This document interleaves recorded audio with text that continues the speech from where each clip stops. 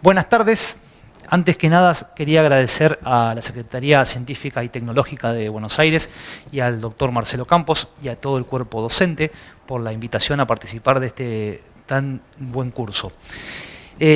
Como ven, estamos en quirófano, bien, por eso toda la vestimenta, en el hospital donde yo trabajo todos los días, bien, y estamos con una máquina de anestesia, porque hoy vamos a hablar del uso de estos equipos para ventilación prolongada, para tiempo extendido, en el caso de que los respiradores de terapia se agoten en el contexto de la pandemia, y estos equipos sirvan para tal fin.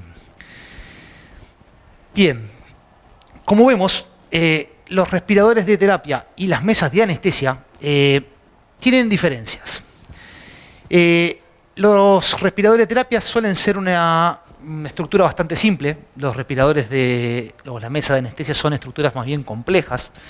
Si vemos los circuitos que tienen respiratorios, el respirador de terapia tiene un circuito circular simple, bien, de no reinhalación. Este tiene un circuito circular más complejo, bien, que tiene todo un sistema de reinhalación de gases.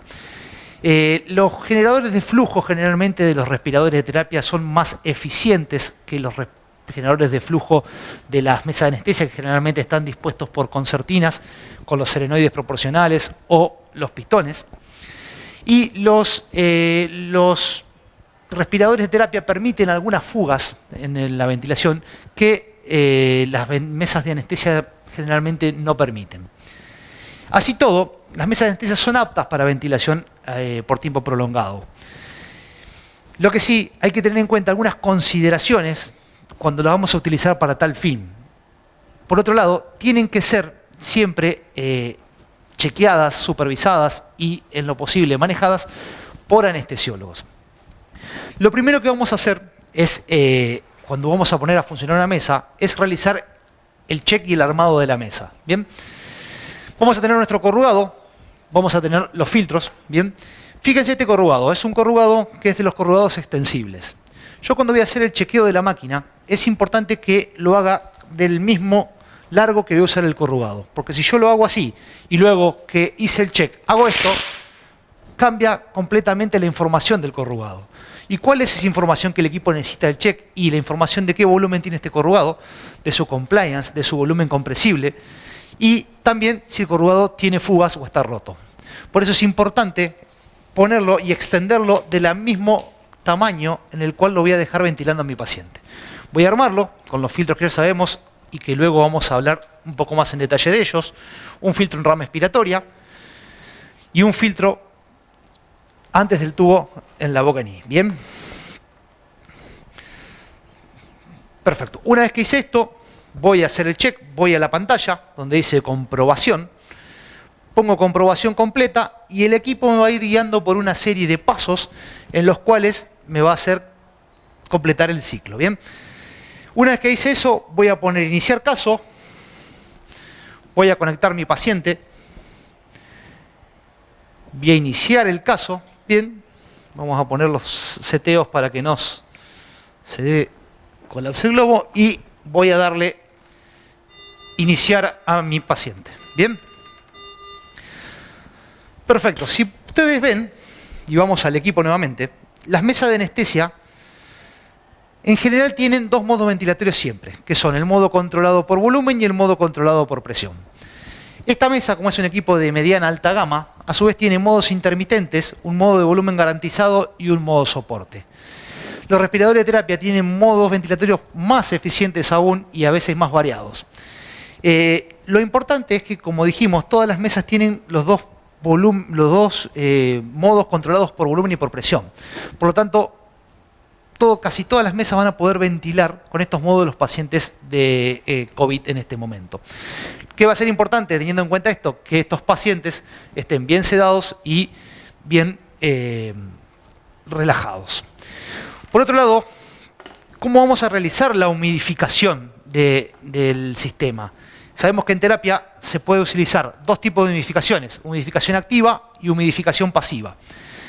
En los respiradores y en las mesas de anestesia no podemos utilizar humidificación activa. Por lo tanto, lo vamos a hacer de forma pasiva. ¿Y cómo? A través del filtro de alta eficacia, el filtro humidificador de alta eficacia. Este filtro, como ya vimos, va a ir conectado después de la pieza y antes del tubo, y esto le va a proporcionar humidificación al sistema. La pregunta es, ¿puedo ventilar un paciente mucho tiempo con humidificación pasiva? Sí se puede. Bien, ¿en qué momentos debo cambiar de humidificación activa, de humidificación pasiva a activa? Lo voy a hacer cuando tenga dos situaciones. Una es el aumento de lo espeso de las secreciones, que haga que el tubo pueda taparse y no tenga otra forma de fluidificarlo. Y la otra es que cuando este filtro aumente mucho el espacio muerto y sea difícil de manejar la CO2 de mi paciente. En esos casos voy a tener que cambiar de una mesa de anestesia a un respirador de UTI para poder poner humidificación pasiva. Recuerden cuánto tiempo puede la vida útil del filtro de alta eficacia. Se dice que aproximadamente entre 72 y 96 horas, siempre y cuando este filtro no esté impactado, que se llama, que es cuando se llena de humedad y ya ven que el filtro no mueve bien su interior. Este filtro en esos casos aquí hay que cambiarlo. ¿Por qué? Porque eso produce un aumento marcado de la resistencia de la vía aérea. Como vieron en el armado del corrugado, yo puse dos filtros. Hace un tiempo Javier García Fernández nos decía que si es para anestesia, no era necesario el filtro a veces de rama expiratoria. Pero teniendo en cuenta que esto va a ser ventilación prolongada, lo ideal sería poner el filtro de alta eficacia en la manera proximal al paciente y un filtro mecánico de barrera en la rama expiratoria. Bueno, con respecto al flujo de gas fresco, vamos a pasar al pizarrón a explicar un poco. Tenemos el flujo de gas fresco aconsejado para ventilar pacientes a largo plazo con máquina de anestesia es el volumen minuto del paciente más un 50% más. ¿Bien? Volumen minuto, ¿qué es? Volumen en mililitros por frecuencia respiratoria. Para un paciente de 70 kilos, acuérdense que esto va en peso corregido, bien, que no tiene que ver más bien con la altura, el tema de los pulmones, lo vamos a ventilar a 6 mililitros kilo, nos va a dar un 420 mililitros por respiración, por 18 respiraciones, pongamos un hipotético, vamos a tener que este paciente va a tener un volumen minuto de 7,5 litros por minuto. Si dijimos que es el volumen minuto más 50%, hacemos 7,5 litros por minuto más 3,5 litros por minuto, nos va a quedar un flujo de gas fresco de 11,2 litros por minuto para mi paciente. Y ustedes me van a decir, es una locura para los anestesiólogos que estamos acostumbrados a ventilar a flujos bastante más bajos, de 1, 2. ¿Qué pasa? Yo ventilando a este flujo me voy a sacar de encima algunos problemas relacionados con el flujo bajo. ¿Bien? ¿Qué son? En primer lugar, es el consumo de calzodada. Recuerden que la calzodada tiene aproximadamente una vida útil en una buena calzodada de 8 horas. Yo aproximadamente voy a tener que cambiar 3 veces por día la calzodada si trabajo un flujo bajo. Y tengamos en cuenta que la calzodada puede ser un recurso finito. Por otro lado, voy a provocar aumento en la humedad del sistema. La humedad del sistema es algo no menor. Todos hemos visto que en cirugías de 4, 5 horas, 6 horas que hacemos en anestesia, el corrugado empieza a juntar humedad, empieza a haber charquitos de agua adentro. Y esto es importante cuando esté evacuarlos. ¿Por qué? Porque trae varios inconvenientes. Una es aumento de la resistencia de la vía aérea. En segundo lugar, va a traer alteraciones en la monitorización. Y tercero, puede ingresar al sistema dañando los componentes. Trabajar ese flujo alto, y lo vamos a poner, vamos a ver acá, vamos a ir a nuestro, en este caso tengo un blender electrónico, un mezclador electrónico de gases. Voy a llevarlo a 11 y así voy a ventilar a mi paciente. Bien, esta está la FIDO 30, vamos a bajarla. Recuerden que si tienen un rotámetro mecánico, lo que tengo que hacer es, con ambas perillas, llevar un flujo de 11 y teniendo en cuenta que la mezcla que yo haga de aire comprimido y oxígeno me va a dar la FIO que yo desee. Bien, otro punto a considerar es el cambio de calzodada. ¿Cuándo voy a cambiar la calzodada? La calzodada la vamos a cambiar cuando tenemos un 5 milímetros de mercurio de reinhalación de CO2, cuando la cal esté virada de color o a las 24 horas de haberla colocado. ¿Por qué esto a las 24 horas? Porque si bien teniendo en cuenta que trabajando a flujos altos, a flujos de 11, por ejemplo, no vamos a tener problemas con el consumo, va a durar más la calzodada, vamos a tener problemas de que se va a resecar la cal. Entonces es importante que a las 24 horas hagamos el reemplazo para que no pierda su efectividad. Por otro lado, tengamos en cuenta que muchas calzodadas, dependiendo de la calidad, a veces no viran su color y sin embargo están agotadas.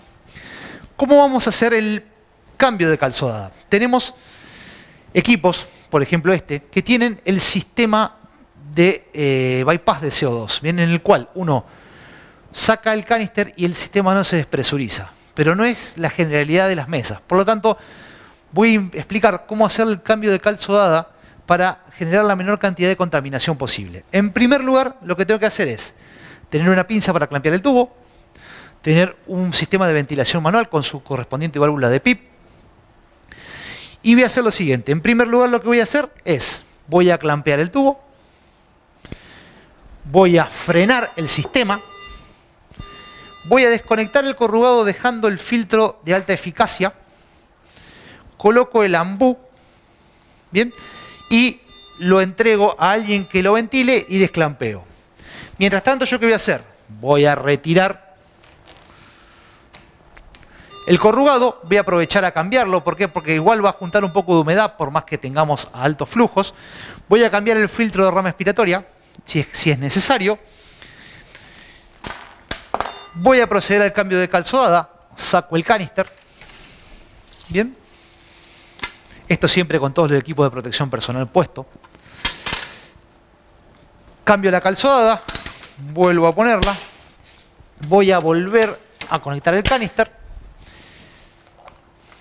Traigo mi nuevo corrugado, lo voy a poner de vuelta. ¿Y acá qué voy a aprovechar? Voy a aprovechar a hacer el check de la mesa. El check de la mesa, como voy a cambiar aparte de corrugado, necesito nueva información sobre este corrugado, debe hacerse cada 24 horas. Por eso aprovechamos el cambio de calzodada para realizarlo.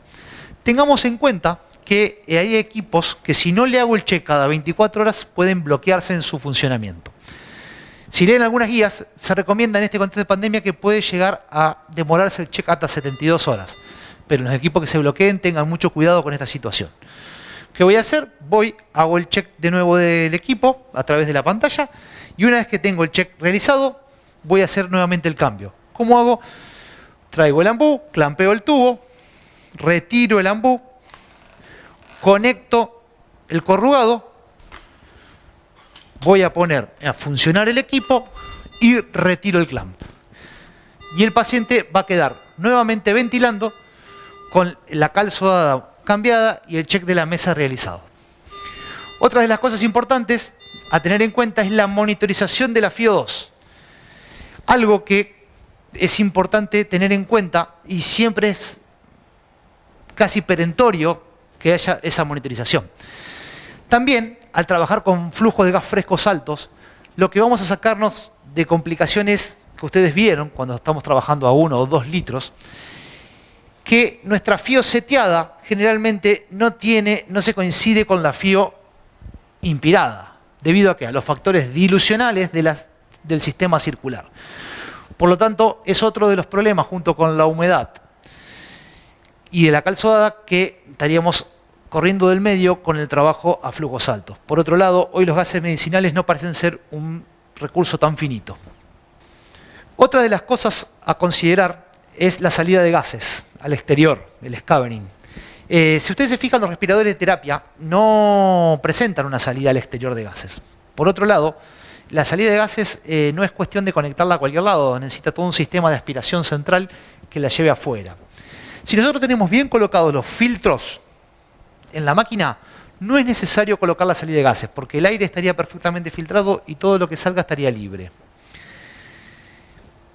Algunas consideraciones más a tener en cuenta. Con estas mesas no está indicado hacer weaning, proceso final de destete del paciente. Eso después ahora nos va a explicar Augusto Vecchio bien por qué no está indicada esta cuestión con las máquinas de anestesia.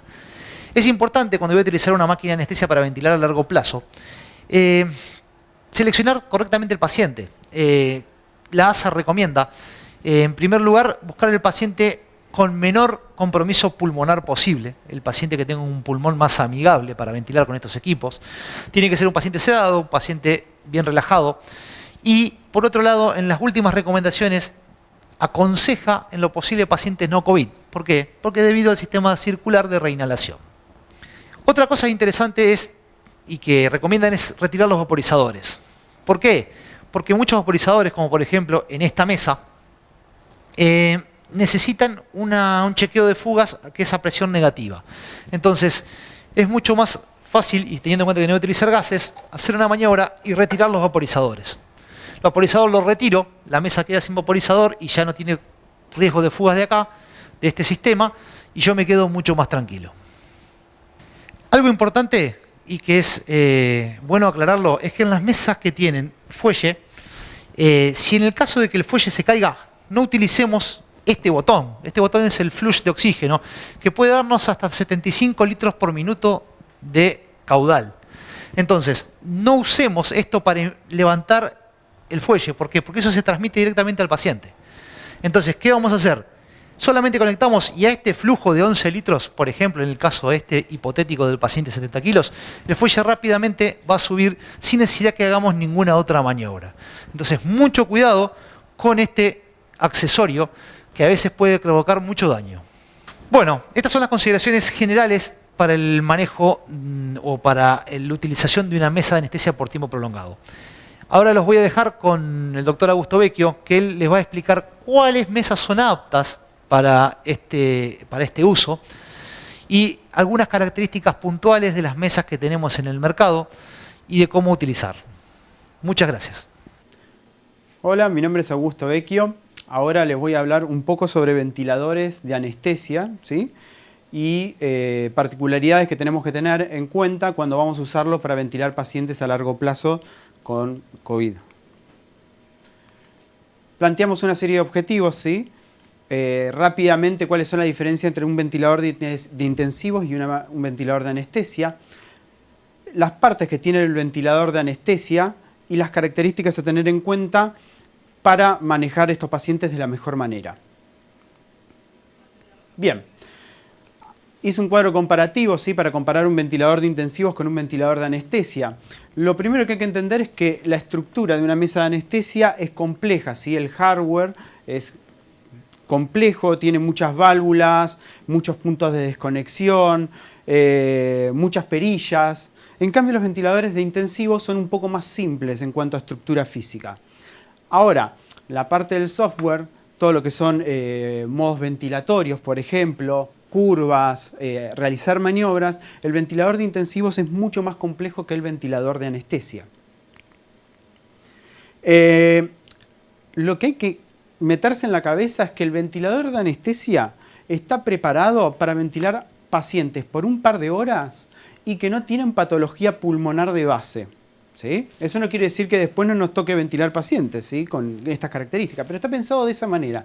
Mientras que un ventilador de intensivos está pensado para ventilar pacientes por varios días, no por horas sino por días, y que tengan patología pulmonar, por ejemplo, un distresado. De ahí a las diferencias entre las máquinas de anestesia y las máquinas de intensivos, porque están hechas para dos cosas distintas.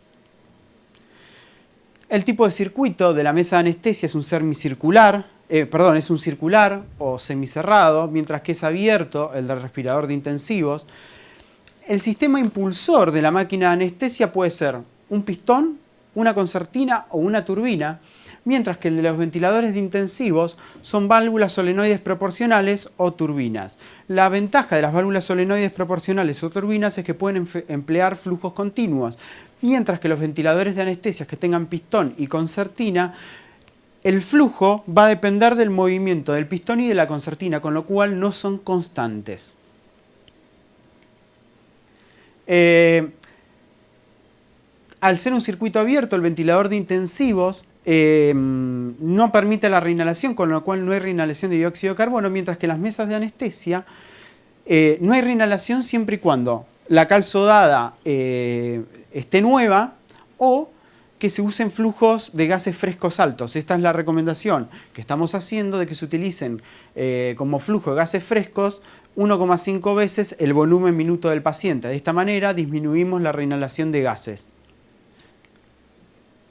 La capnografía es casi de uso obligatorio, hoy todas las mesas de anestesia las tienen, en cambio en los ventiladores de cuidados intensivos es optativa. Las fugas son muy mal toleradas por los ventiladores de anestesias al punto de que puede no ventilar al paciente porque nos quedamos sin concertina, mientras que los ventiladores de intensivos normalmente permiten ciertas fugas. De hecho, hay modos como los de BNI donde son modos con alto valor de fugas y las máquinas saben compensarlo. Los volúmenes internos de las mesas de anestesia son muy altos, ¿sí? Ya vamos a ver que la mesa de anestesia tiene 3 partes bien caracterizadas. Fíjense el tamaño de una mesa de anestesia contra una de intensivos y se van a dar cuenta, ¿sí? La mesa de anestesia tiene volumen interno entre 4 o 6 litros y es despreciable en un ventilador de intensivos.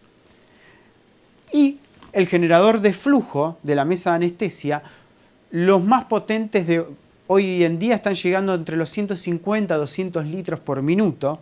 Los hay de menos, hay de 75 litros. Mientras que los ventiladores de intensivos rondan los 200 litros por minuto. Incluso hay algunos ventiladores que permiten mejores prestaciones y flujos más altos.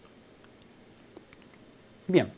Rápidamente podemos decir que hay 3 ventiladores que se usan en quirófanos, ¿sí? Los ventiladores de reanimación, donde se adapta un circuito de anestesia, pero que no permite la reinhalación.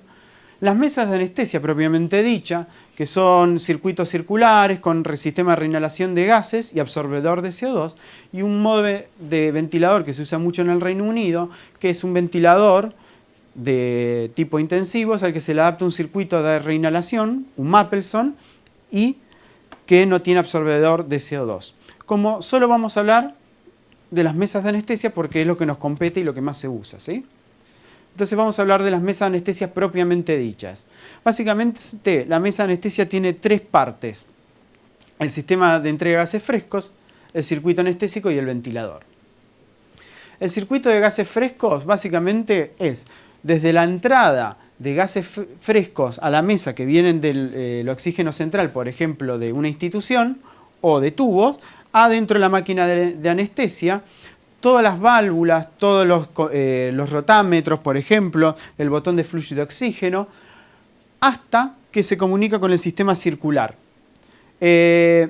Muchos ventiladores de anestesia, a su vez, ¿sí?, tienen 2 salidas. Tienen el circuito circular y una salida auxiliar, que es la ACGO, que es donde uno conecta normalmente lineal. Hay que tener en cuenta la colocación de esta perilla, porque cuando está en ACGO, que es donde conectamos los lineales, no va a ventilar el paciente.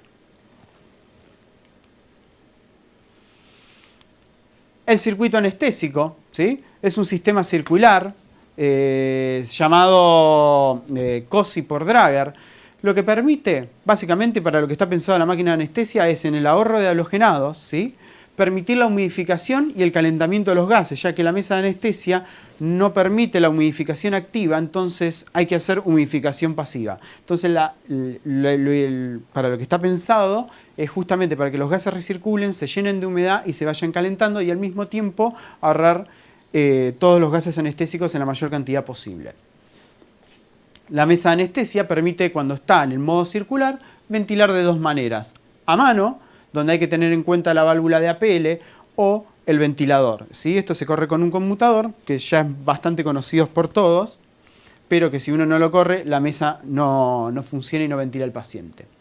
Y lo más importante de la mesa, ¿sí?, es propiamente el ventilador o generador de flujo, ¿sí? Tenemos 2 tipos de circuito. El circuito único, que son las máquinas de pistón o turbina, en este caso en nuestro mercado son las Drager, utiliza energía eléctrica para generar un flujo, y una diferencia que no nombré es que las mesas de anestesia tienen que tener un reservorio, mientras que los ventiladores de cuidados intensivos no lo necesitan. En las mesas de anestesia Los reservorios pueden ser, en el caso de las mesas con pistón o turbina, las bolsas reservorios, y en las mesas que tengan circuito doble, que no aparece ahí la filmina, ahí aparece, es el fuelle o la concertina lo que genera el reservorio.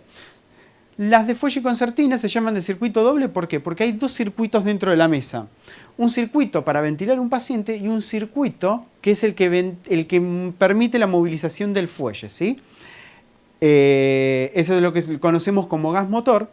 Entonces, una cosa que se desprende de esto es que volúmenes, ventilando dos pacientes de la misma manera, las mesas con concertina o fuelle utilizan más gases que las mesas de fuelle, de pistón.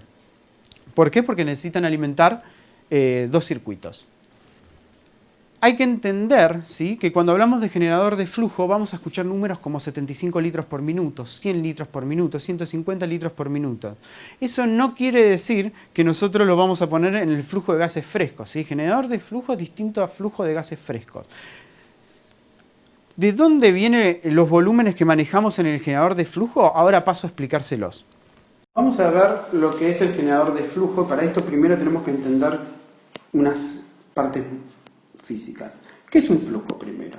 Un flujo es un volumen que pasa por un espacio en un determinado tiempo. O sea, son mililitros por segundo, litros por minuto.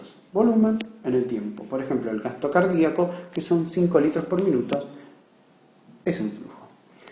Para entender este ejemplo de los respiradores, voy a ser yo el sujeto de estudio. Voy a definir mi frecuencia respiratoria habitual, yo que estoy sentado, tranquilo, adulto. Mi frecuencia respiratoria habitual es de 12 respiraciones por minuto aproximadamente. Vamos a poner esto para el ejemplo. Vamos a definir mi volumen corriente, VT, que lo vamos a definir en 500 mililitros por minuto, ¿sí? Para mi edad, altura, puede ser un poco menos, pero vamos a dejar ese número. Y tenemos que definir la relación inspiración-expiración. Normalmente la inspiración es más corta que la expiración. En una persona normal, tranquila, sin estar haciendo ejercicio, es de 1 en 3. O sea, esto quiere decir que mi inspiración es 3 veces más corta que la expiración, o al revés, la expiración es 3 veces más larga que la inspiración. Lo voy a representar en una recta de 4 partes iguales, ¿sí? Segmentos, si no salen iguales es porque están haciendo a mano alzada, donde cada uno representa un momento del ciclo respiratorio. Podríamos decir que la inspiración es el segmento 1 y el segmento 2, 3 y 4 corresponden a la expiración. Para seguir avanzando, primero vamos a tener que volver. Hay algo que tenemos que definir, que es cuánto dura una respiración. Si nosotros dijimos que yo respiro 12 veces por minuto, si yo a 60 segundos lo divido por 12, que son mis respiraciones por minuto, lo que voy a tener es 5 segundos.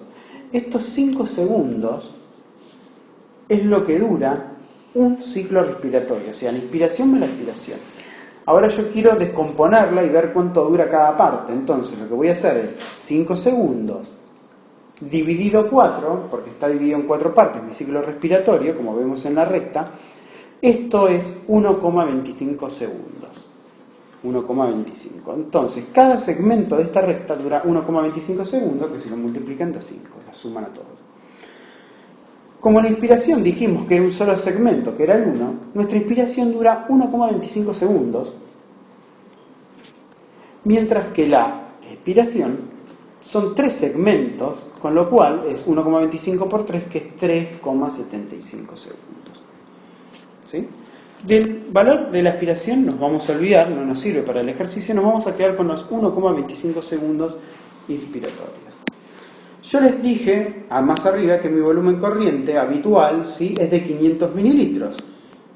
Y estos 500 mililitros no entran en 5 segundos, que es un ciclo respiratorio. Entran en 1,25 segundos, que es lo que dura la inspiración. Si ustedes se fijan, tenemos volumen, tenemos segundos, tenemos un flujo. ¿Sí? Tenemos volumen sobre tiempo.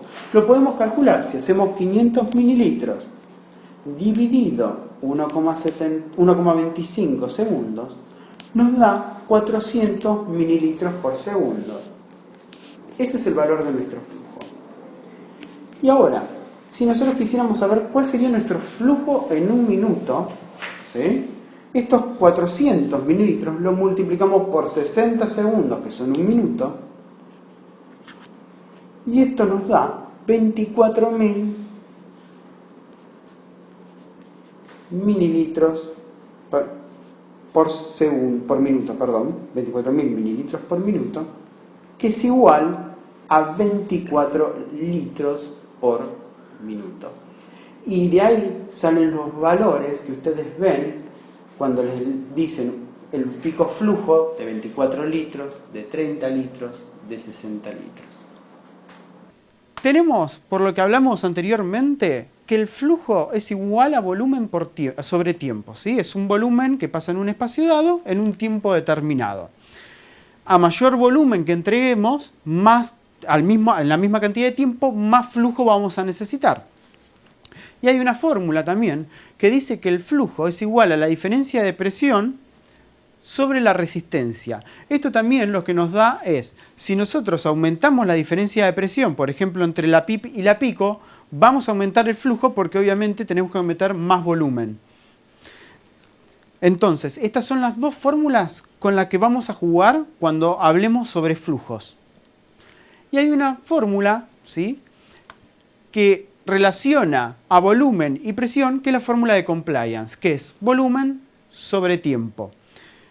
A mayor volumen que entra, mayor compliance, y a mayor diferencia de presión que haya en el circuito, menor va a ser la compliance del circuito o del paciente o de lo que estemos midiendo. Vamos a pasar a mostrar con ejemplos cómo usamos un ventilador de anestesia para ventilar un paciente con COVID y para que vean que nuestros ventiladores de anestesia con un generador de flujo de más de 100 litros por minuto pueden ventilar este tipo de pacientes, ¿sí? Estamos con una mesa que tiene un generador de flujo de 120 litros por minuto de anestesia y un ventilador de intensivos. Lo que estamos en los dos ventiladores tenemos seteado es en presión control, un paciente que requiere aproximadamente 430 mililitros de BT, a 6 mililitros kilo, aproximadamente es 1,80 m de altura.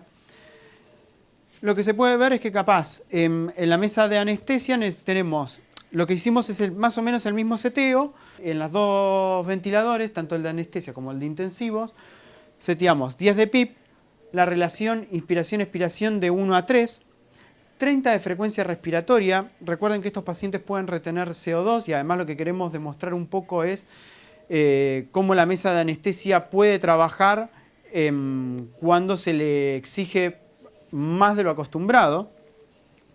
Y bueno, las presiones inspiratorias son un poco distintas según el ventilador de anestesia, que acá tenemos 27 de pico, con el ventilador de cuidados intensivos, que donde la pico es de 21. Pero los dos, si se fijan, logran 430 mililitros, 437 y 436. Acá tenemos un paciente que estamos ventilando, ¿sí?, con una compliance de 50, pero nosotros sabemos que estos pacientes se van a complicar y que la compliance va a bajar. Así que lo que vamos a hacer ahora, vamos a echar mano y lo que vamos a hacer es disminuir la compliance a 10, o sea, un paciente con muy poca complacencia, y lo que vamos a tratar es de ventilarlo con ambos ventiladores. Y ya miren, con 45 de presión pico ya casi tenemos los 430. Un poquitito más. Capaz. Sobre PIP, ¿sí? Esto ventilador, la presión inspiratoria pico es sobre la PIP. O sea, nosotros seteamos 47, pero en realidad hay que sumárselo a los 10 de PIP. Y acá tenemos los 430. Vamos a hacer lo mismo con el ventilador de cuidados intensivos. Vamos a aumentar la presión. Vamos a ver acá. ¿Sí? Prestemos atención a la pantalla. Fíjense que ahora 480 hay que disminuir un poquito. Esto también es sobre PIP.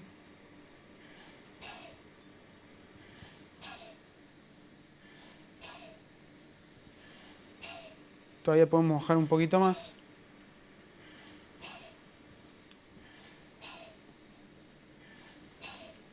Y podemos bajar un centímetro más. Pero bueno, más o menos ahí está. Fíjense que acá con 48 de presión pico, acá vamos a necesitar más, vamos a necesitar 60, los dos ventiladores pueden ventilar a los pacientes, tanto el de cuidados intensivos como el de anestesia. Esto por eso la importancia del generador de flujo, porque cuando la compliance de estos pacientes disminuyan, la única forma que tenemos de proporcionar volumen es aumentando el flujo. Capaz que hay algunas diferencias. En este ventilador, si prestamos atención a la pantalla, el pico flujo es aproximadamente 80. Fíjense que llega casi a 90. Y cuando miramos la onda de presión, no es la onda de presión cuadrada a la que estamos habituados.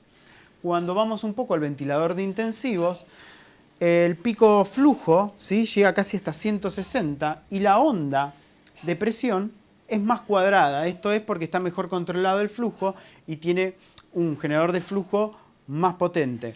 Pero como nuestra intención es salvar vidas y poder ventilar pacientes, estos ventiladores se adaptan perfectamente a los pacientes y teniendo en cuenta estos tips se ve perfectamente que con altos requerimientos la mesa de anestesia cumple con la función de ventilar un paciente con compliance muy bajo, distresado por COVID. Bueno, ya vimos entonces de que un ventilador de anestesia puede perfectamente ventilar un paciente con COVID, un paciente con distrés, donde tenga este paciente baja compliance y altos requerimientos, siempre y cuando nuestro generador de flujo supere los 100 litros por minuto. Ahora vamos a ver las series de recomendaciones y características que tendríamos que tener en nuestro respirador o qué tenemos que pensar cuando ventilamos a estos pacientes. ¿Sí?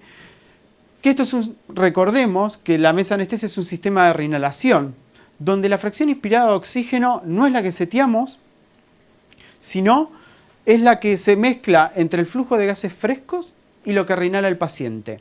De ahí a la recomendación fuerte que estamos haciendo, donde el flujo de gases frescos tiene que ser 1,5 veces el volumen minuto del paciente. Si el paciente tiene un volumen minuto de 5 litros, nuestro flujo de gases frescos deberá ser de 7,5 litros por minuto.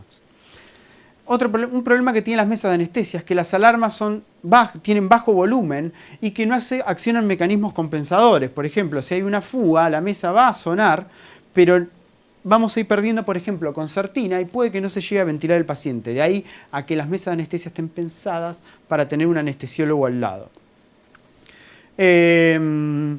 Las mesas de anestesia no son automáticas, hay que pasar las perillas del conmutador de ventilación manual a ventilación mecánica.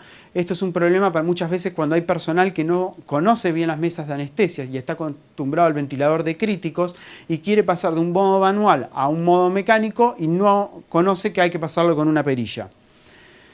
Los altos volúmenes internos de las mesas de anestesia, ¿sí? Ya hablamos de que tienen entre 4 y 6 litros, no es lo mismo que un ventilador de intensivos donde los volúmenes son despreciables, hay que tenerlo en cuenta. El generador de flujo de las mesas de anestesia, tenemos muchas mesas de anestesia donde el generador de flujo son menores a 100 litros por minuto. Si nuestro generador de flujo es menor a 100 litros por minuto, una recomendación que les podemos hacer, si ven que no pueden ventilar al paciente, es, si la PCO2 se lo permite, prolongar los tiempos inspiratorios un poco del paciente. Eso va a permitir que el flujo inspiratorio pico disminuya, ¿sí? Y el otro problema que tienen las máquinas de anestesia es que tenemos escasos modos de ventilación soporte. Bueno, espero haber ayudado un poco para que tengan para tener en cuenta cuáles son las variables y qué es lo que tenemos que ver cuando vamos a ventilar un paciente con coronavirus a largo plazo por varios días con un ventilador que en realidad está pensado para ventilar pacientes por horas y que está hecho para recircular gases a diferencia de un ventilador de críticos. Si tenemos en cuenta estos tips y estas pequeñas cosas, vamos a poder hacer un buen trabajo y los ventiladores de anestesia van a ser una ayuda extraordinaria a la hora de salvar pacientes.